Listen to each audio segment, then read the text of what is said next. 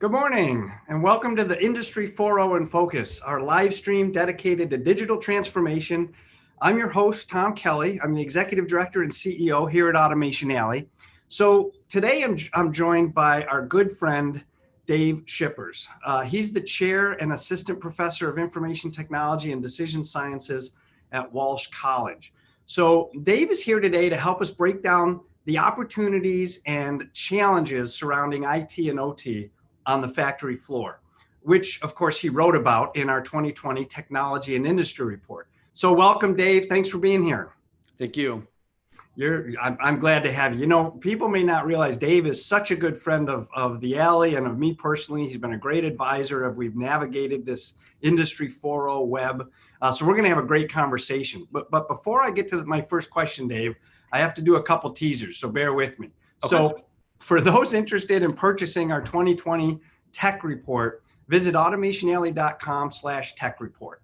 For members, visit our member portal for a free digital download.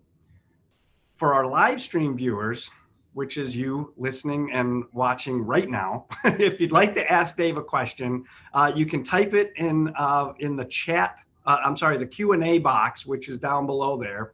And we'll try to get to it today at the end if we have time. And we usually get to a couple questions. So get them in early so that you go to the top of the queue. So Dave, we hear a lot about IT and OT. And IT, just for those who know, is information technology. OT is operations technology. How are these converging?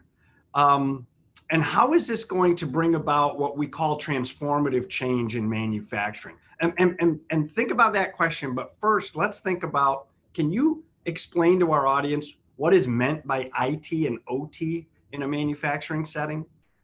Yeah, absolutely. So let's start off with IT, so information technology. This is what I would call, the traditional view of enterprise IT. So when we talk about IT, we often use a term like cybersecurity. That's generally associated with things like data protection, data assets, things like business applications. In a very simplistic terms, when we're talking about a manufacturer, think about front office, administrative, sales, all of those customer relations, all of those particular points. And you have data and you want to protect that data. It might also, and it is often included, intellectual property, often, falls within that particular category.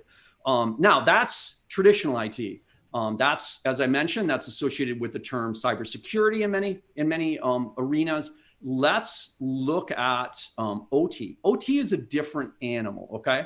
And I say that in the perspective of, I'll tease a little bit in that both IT and OT come from, including the people in their educational backgrounds, often come from different pathways. So they have different philosophies and approaches, all right? So operational technology is a stark difference from IT. So when we talk about security of operational technology, terms like cyber resiliency, right, are used. So cyber resiliency is a little bit different. So instead of protecting data, cyber resiliency is reflective of what OT does, which is we're trying to keep our operational technology, like the manufacturing line, the assembly line. We're trying to keep all of the components that make that work and make that happen. We want it fully available. We want it functional, and it needs to run 24/7. And really, oftentimes when we say, hey, we need to do an upgrade for security purposes with OT, guess what? We shut the line down. That might mean thousands or millions of dollars, right? So it has a very significant impact. Both of these have, I'll say, their update and refreshes are very different. Traditional IT, we often replace servers, laptops, that technology, networks, et cetera, every roughly, depending upon your organization, every 3 to 5 years, maybe longer in some, depending upon your cycle. OT, you can look at technology being on the assembly line for 5, 10, 20 years, right? So this concept of refresh and keeping it running, very different philosophical approaches. Now, right.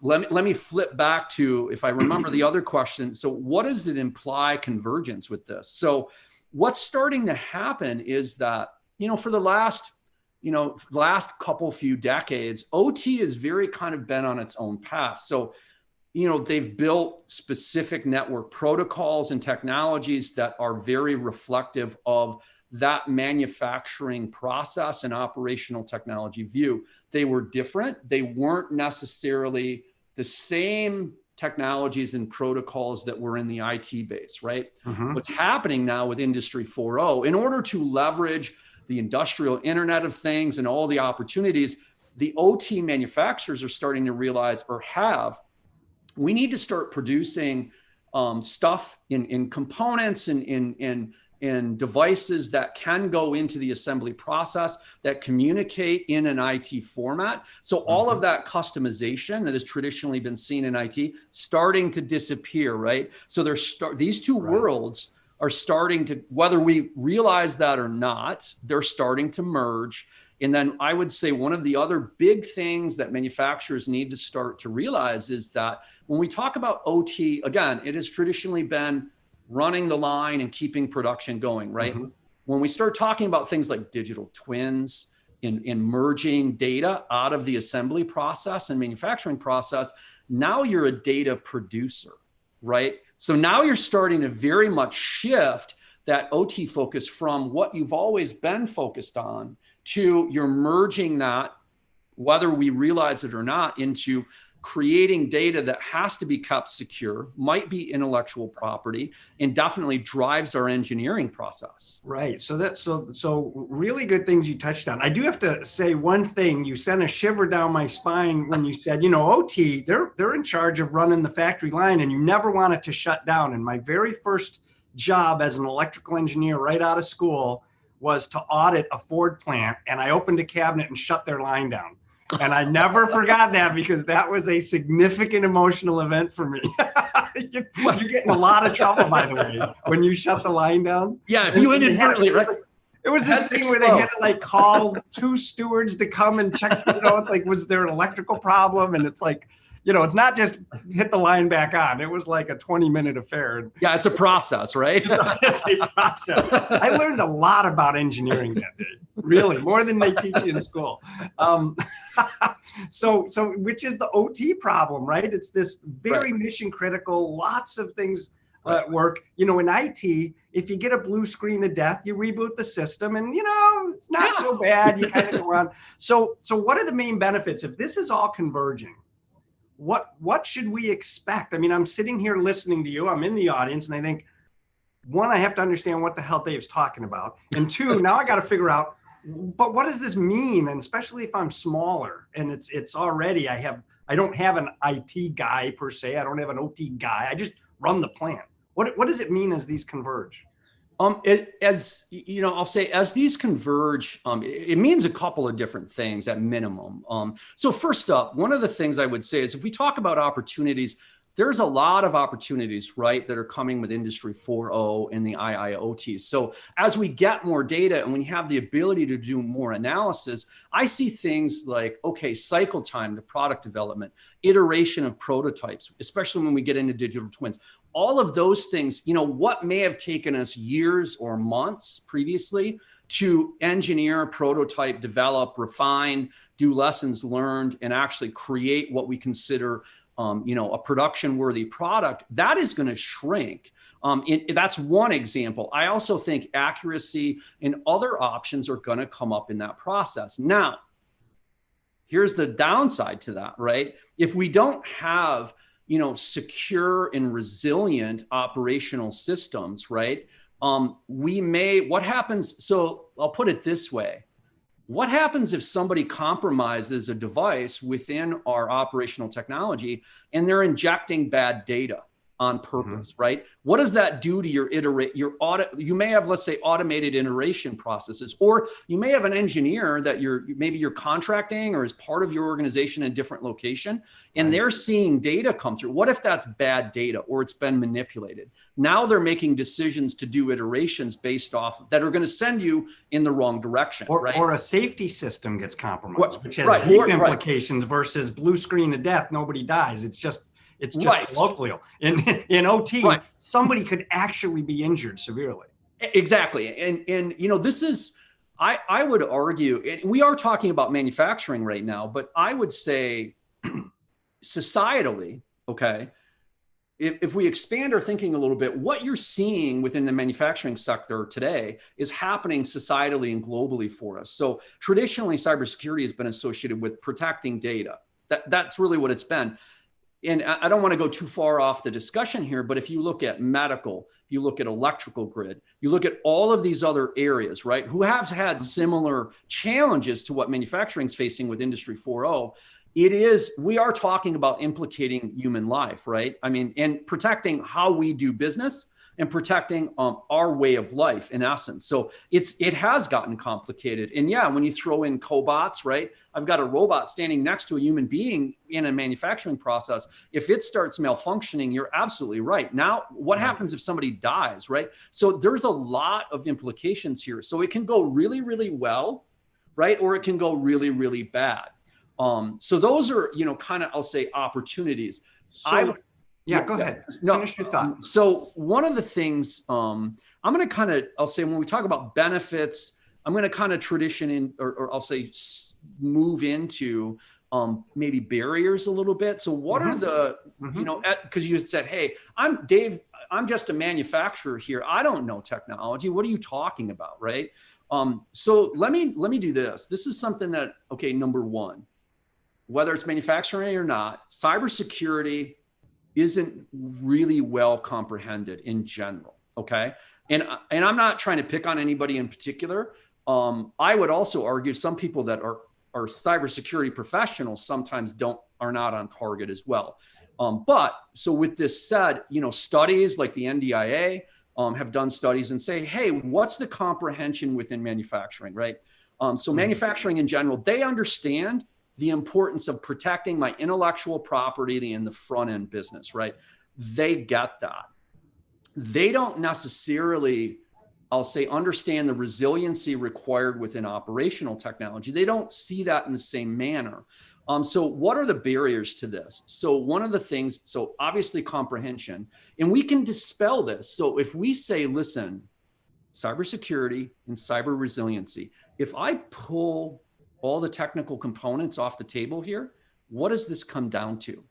It comes down to vision, strategy, goals, risks, and alignment of people and resources and process, right? So have you as a manufacturer, okay, if you're looking at investing in and embracing Industry 4.0, what is your vision? What are your goals? And how are you aligning your people's resources and processes to gain those advantages in the goals and vision, right? We oftentimes, you get into, have you reviewed your risks and created a process and an approach to mitigate and address those? So what happens if we start seeing malfunctions, right? What do I do in that panic situation? What's the protocol, et cetera? And I want to make sure our viewers really understand what you just said, that IT and OT, whether they're separate, whether they converge, it's never a technology problem. It's a business problem. You always have to keep in mind you're solving a business problem. You're creating a business vision of where you want to take the company. And then you're using technology to feather in how to do it effectively and efficiently. Using today's standards means being connected with the world. So with that said, Dave, so again, I'm small, I'm just getting started. There has to be a standards conversation in there, right? There has to be, I don't have the time or the money to do my own thing. If I'm really big, I make my own luck. I set my own standards. I just go ahead and do it. I have a lot of money to do it. And there's a lot of companies that will help me with that. I'm little. What standards should SMEs be following, or what even is out there today that they can look to help them? There's actually, frankly, there's a lot. There's a lot of different standards and frameworks, and I'll say one. So in the is that report, good or bad? A lot of standards. It is actually. Technically, it's both. To be honest, It's both good and bad. So here's what I would say. So so Elliot Forsyth from MMTC. He co-authored that portion of the report. He talked specifically about NIST Cybersecurity Framework. Right. I am a big fan of that framework. Here's one of the things I would caution people about NIST Cybersecurity Framework. A lot of people, especially in manufacturing, tend to find it confusing. I'm a technical person. I see it fine. It makes a lot of sense to me. One of the things that we need to understand about standards and frameworks is that, and I think NIST actually does a really good job of what they provide you. You have to kind of embrace it. It's not going to be a checklist, okay? It's not going to be do A, B, and C, and you're good. It's more about how do you build a strategy and approach that is, that you can leverage to be successful. Now, with that said, I'm going to throw one on the table that actually I think people need to hear about. It's very new. It is CMMC. So the DoD, especially for manufacturing, if you're a DoD supplier, I'm sure you've heard the term CMMC. So cybersecurity maturity model certification. So now, whether you're in DoD manufacturing or not, one of the things I particularly love about this one is you can take the NAS Cybersecurity Framework and you can bolt CMMC on top of it. The best thing about CMMC is it goes, what do you need to do? How do you build processes, okay? And how do you use lessons learned to mature those processes and skills to be successful? If we go back and, manufacturing can learn a lot from the other industries who've struggled with cybersecurity, right? So one of the things that many industries, regardless of which one we talk about, struggles with is that process and running it on a consistent basis. Cybersecurity and cyber resiliency is not a checklist.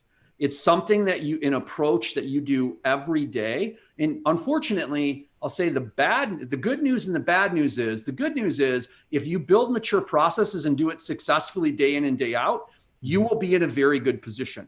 If you struggle with mature processes, you're still susceptible. So really the magic we talked about before is the business and solving, the problems associated with that, often people align and et cetera, but we have to bolt on this mature processing model. You can roll into things like really you need to embrace, and I know manufacturers know continuous improvement, right? That's pretty much part of their language. That approach needs to align with cybersecurity and cyber resiliency. So merging IT and OT into one unified vision. So I got so many questions that go for that. I'm going to ask one.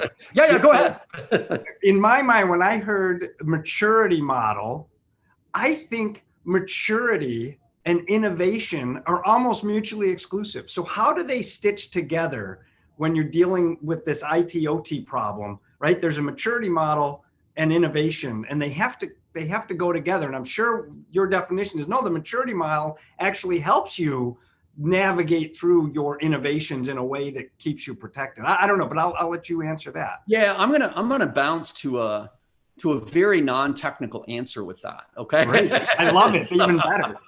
So, part of what I teach too is I teach leadership classes as well. So I'll say one of the books I'm a very large fan of, especially when we start talking about processes and leadership, is Extreme Ownership. So I don't know if we got to, he's got to pay me now for endorsing his book. But, so Jocko Willent and Leif Babin did a great, they were military commanders in the Middle East. They have a concept called discipline equals freedom. Okay. A lot of people think that when you build structured processes, that contains you with what you can do. And I can certainly understand that viewpoint. But what I would say is where you were going with, I don't see innovation and mature processes as mutually exclusive. I see them intertwined, right? When you get really good at doing something and okay, we've embedded this in our organization from top to bottom. Everybody is humming in the same tune, right? If all of a sudden we want to alter the tune, we have processes to integrate that. Yes, you're going to have some bumpy roads when you first do that, but guess what? You've already developed a culture and ability to do lessons learned and take a brand new concept or skill and iterate through that with lessons learned in a more quicker fashion in order to get to a successful place faster. So even though that mature process seems constrictive, it's actually more about the culture that you create. And now you know how your people and organization operate. So when you say, we're going to shift gears, we're going to bring this in, how do we deal with the cybersecurity and cyber resiliency on it?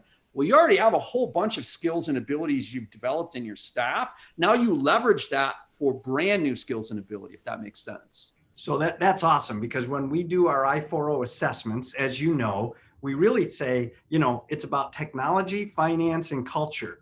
And what we talk about is, look, technology is interesting and we'll give you some recommendations around that. But what we really focus on is what's the culture of the organization. And we look at their processes. And we never define it as a maturity model, but they're exactly in sync. That's exactly what you're talking about. Make sure you have processes where everybody understands where the organization is going. And when you have to pivot, everybody pivots together because the process allows you to pivot. And that's perfect. All right, I got another question for you. Yeah. So a couple weeks ago, we talked about 5G, and Anka Sala was on the call, and Pat Chapman, and we had a great conversation around 5G. And one of the terms I learned was network slicing, being able to create very secure channels, VPN channels, multiple VPN channels through 5G. Is that going to be something that will protect manufacturers as they go down this IT path? Or is it something that we need to be more careful of? And maybe it's a term you just heard, but I see this as a way to say, look, cybersecurity solved. I'll just create a tunnel for each machine. So not even the two machines are on the same network anymore. What do you think about that? We commonly refer to that as network segmentation. Okay. Or slice. I mean, slicing is another way to describe it. They called it slicing, tomato, right? Yeah, exactly. It's the same thing. It's okay. So, us propeller heads, as I like to refer to, we got a lot of acronyms, right? We love our acronyms. Terrible. So it is what it is. But what I would say is it's definitely a plus. What I often tell people is, listen, and I'm not saying don't leverage it. I certainly am saying leverage it. That's definitely a great approach. But when you talk about cybersecurity or cyber resiliency, the one thing I like to say is there is no silver bullet to slay the werewolf here, right? There's always another werewolf to come in out of the woods, so as to speak. So with that being said, yeah, absolutely use network slicing or use network segmentation. I have seen large examples where they have used network segmentation and they've still gotten compromised and they've moved through their network. I'm not saying that 5G is susceptible. I'm simply saying what we want to remember is that a good, solid, defensible approach in both cybersecurity and cyber resiliency is have layers of defense, all right, which does increase complexity. But that's kind of the point, because we want our attackers, the people that are trying to steal our IP or impact our operations, we want to make it more difficult for them to achieve their goals. Now, I'll talk about in general, if general attackers are trying to get in, I want to make it more difficult than my competitor down the road so that they go attack. And not to be mean, but the reality is, I mean, it's kind of like your home. When you put security measures on your home, you're never going to be 100% impenetrable. You're always going to have some susceptibility. You want to make it more difficult so that your attackers go, I'm going to go somewhere else that's easier. Now, with that said, if we start talking nation states, right, that's a different discussion, right? They're going to be persistent. I'm not going to name names. There's a lot of names on countries getting discussed now, but things like network segmentation or slicing is definitely a great way, or I'll say one of the tools that you should definitely have in your toolbox. Will it solve all your problems? I think it'll solve a good chunk of them. But again, you should always layer. Right. And that gets back to, our friend Dan Furman is on, and he said, hey, don't forget about safety. And that's the point, that, whatever you do, you're going to have a safety system separate from the actual main systems, maybe multiple separate systems. All this segmentation has to occur because you can't allow people to be compromising one system by getting into another, right? It really has to be very compartmentalized, very segmented, as you say. So let's shift gears before we run out of time. We only got like 5 minutes left already, Dave. I can't believe it. So talk to me about Industry 4.0 skill sets. So you mentioned to me before we got on a hybrid educational path. And what is that? And why is this so important? Actually, I think, I'll say I might pick on higher ed a little bit. Okay. Being in higher everybody is today. Why not? Everybody is. Why not? I'll jump on that. I'll gang tackle with everybody else. Here's the thing. So I'll say first up, higher ed's got a lot a lot of things that kind of constrain it and kind of wrap tendrils around it. So it can't necessarily always move as fast as it would like to. It tends to be risk adverse. Now, what we're seeing out there right now is that just like manufacturing and Industry 4.0 is having new pressures, higher ed is seeing the same things, right? You have, for instance, Google, I believe Apple, there's many large tech companies saying, you don't need a college degree anymore. We're going to train you. I got that. One of the other things I saw recently, I'll say, which I was kind of like, oh, wow, was so President Trump announced that for federal jobs, they're going to shift away from degree requirements and they're going to focus on skills, right? So what we're seeing now is a shift to skills. Now, you can say that is, we can have a long discussion about what does that mean and is that an endorsement or a critique of higher ed? Here's what I'll say. What we have traditionally done in higher ed for the last number of decades is really not going to continue to work going forward. Some of your large universities, they're big, they're monolithic, they have endowment funds, they get funds from the state. They're going to continue to do what they do, and good for them. That's great. I think what you're going to see is the smaller colleges and universities are going to have to become adaptive. They have to align with what industry needs, right? I'll speak, for instance, I'll make a shameless plug, right? So Walsh is announcing a new data analytics graduate degree. That's, I think, a great example of it's not just statistics, it's not just technology, and it's not just problem solving or root cause analysis. It is a mixture of all of these into a brand new package in order to solve the evolving problems with all of the new data that we have coming out. That's a great example of hybrid. I'll use another example, and I'll speak specifically to the group and the institution that I'm at. Our cybersecurity education has changed.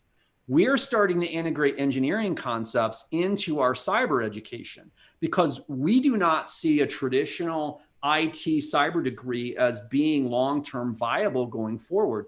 Those things need to start to merge. You need to start to see mixtures of what, over the last, X decades have been taught in silos. Like, who would have thought, right, back in the 80s or 90s that we'd be saying, we're going to merge engineering concepts into cyber, and engineers need to learn some cyber as well, right?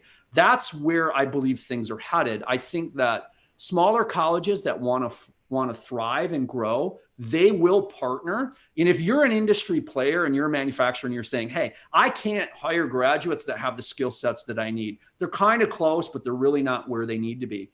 My comment would be, well, call me. I mean, I'm more than willing to work with you. But I'll say it doesn't have to be Walsh. It can be anybody. If you have a relationship with an educational institution and you feel comfortable with them, reach out to them. If they're willing to work with you, I think those that are serious about fiscal longevity are going to be, hey, we need to align within the skills arena and merge that whole, I'll say, theory and critical thinking and problem solving and merge that with tangible skills. I believe that I believe that higher ed institutions that are offering degrees that align that are going to, that is a bit different than just training skills. And I know that sounds a little anomalous, but I think higher ed in many cases has been very good at critical thinking, problem solving, and root cause analysis, right? Especially in specific degree programs, right? STEM focuses on that a lot, right? That's part of how we live. I think merging that with the skills that employers need, I think that will be the wave of the future. I think that challenge, right? Yeah, it's not going to be easy, Tom. I'm going to be honest with you. There's going to be a lot of colleges and universities that struggle with that. Some may not be here in 2 to 5 years, right? I mean, that might be the case, but the reality is those who see the writing, there's writing on the wall, Tom. I mean, well, you and I have personally talked about this, right? I mean, so it's not hard to figure out. I'll say, you sit on advisory boards and colleges engaging that in industry that are serious are making changes to align. Those are the places that you want to talk to. So we're going to leave it there. Okay. Because that's all the time we have today, Dave. But it was a fantastic conversation. Thanks for joining us this morning. I always learn something. And what I learned today was if you have an I4O problem, just call Dave Schippers. Yeah, I'd be glad to help, to be honest. Yeah, probably, you'll rue the day that you put that on video, right? Maybe. Anyway, yeah, great friend of the alley, really good. Thanks for joining us. Had a great conversation. So a plug for next week. I want everybody to tune in next week, because next week is going to be a great discussion around the rise of AI in manufacturing. That's another great topic. We've just been having one after the other. That's what I love about our tech and industry report for 2020 and the ones we've done in the past. It assimilates all the disparate technologies that you need to pay attention to and tries to make sense of them as a whole package. And so, Dave, thanks for joining us. Really loved it. Thanks for having me. You betcha. And I'll say to everybody, thanks. Have a great day. We'll see you next week. All right, take care.